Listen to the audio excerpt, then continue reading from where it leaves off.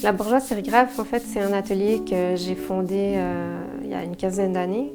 À ce moment-là, j'étais encore designer graphique en entreprise. Et faire des choses à la main me manquait beaucoup. Donc, en fait, j'ai pris un petit atelier pour me faire plaisir. Et puis, de fil en aiguille, j'ai donné des cours, j'ai fait quelques petits contrats. Et puis, à un moment donné, j'ai fait le saut. J'ai lâché le design graphique et puis je me suis installée à temps plein. En fait, dans notre atelier à Montréal, c'est vraiment très spécialisé. On traite vraiment une très grande variété de projets. On travaille pour des individus, des travailleurs autonomes, des artistes, des illustrateurs, des petites PME, des petites compagnies en démarrage. Donc on imprime des choses aussi variées que d'imprimer des illustrations ou faire de la signalétique. On imprime aussi pour le domaine du cinéma, donc on fait des props de cinéma, des costumes. On peut imprimer vraiment beaucoup de choses, des invitations évidemment, des posters. Donc en fait, c'est vraiment très très varié comme travail.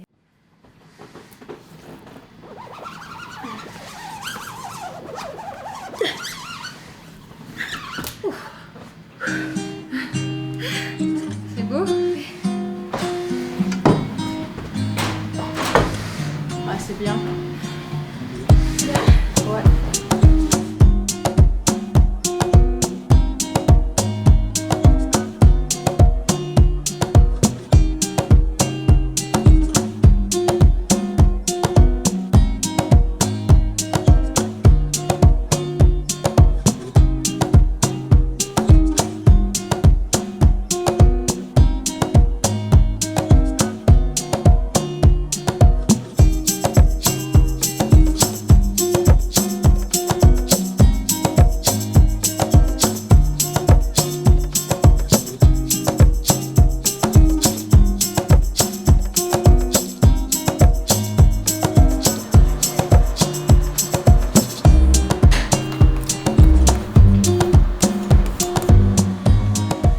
Donc en fait, la sérigraphie, ça fait partie de 4 techniques de base traditionnelles, artisanales, manuelles à la base. Maintenant, la sérigraphie a aussi été automatisée pour certaines de ses applications.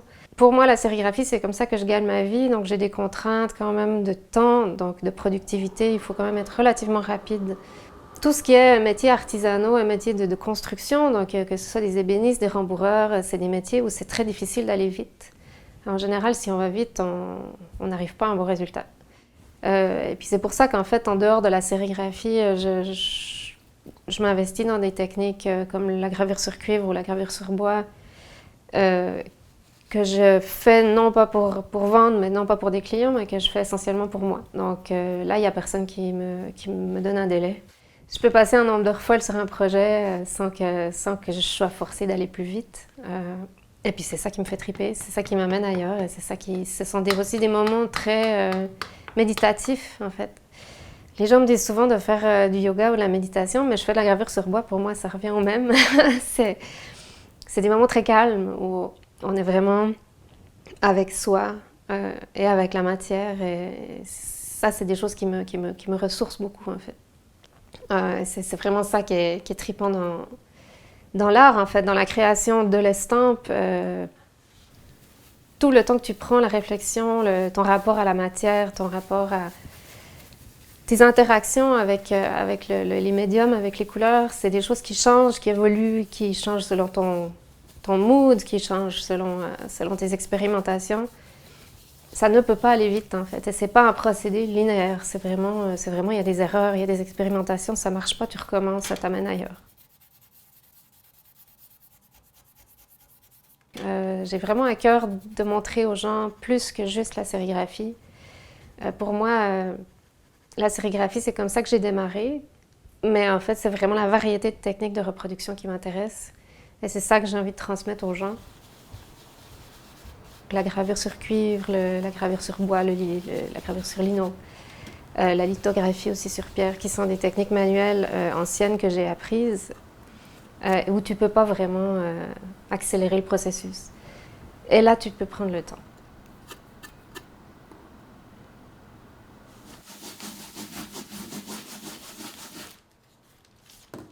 C'est sûr que le fait d'être dans le domaine de l'impression puis d'avoir étudié quand même beaucoup des techniques, j'essaie quand même toujours de me trouver des challenges. Donc j'essaie toujours d'essayer des nouvelles avenues, d'essayer des nouveaux médiums. Il y a plein de règles établies dans tous les domaines, mais personne ne dit qu'il faut les suivre. Donc en art, vraiment, ce qui est très intéressant, c'est un peu de déroger aux règles et d'essayer ses propres techniques.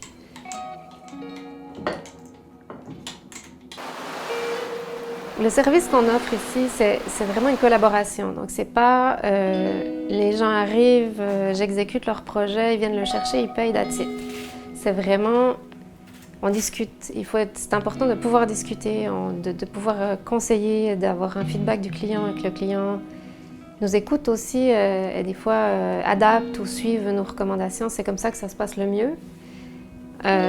Et souvent, je crois que les gens ignorent qu'on a une capacité de conseil aussi et qu'on n'est pas juste des exécutants.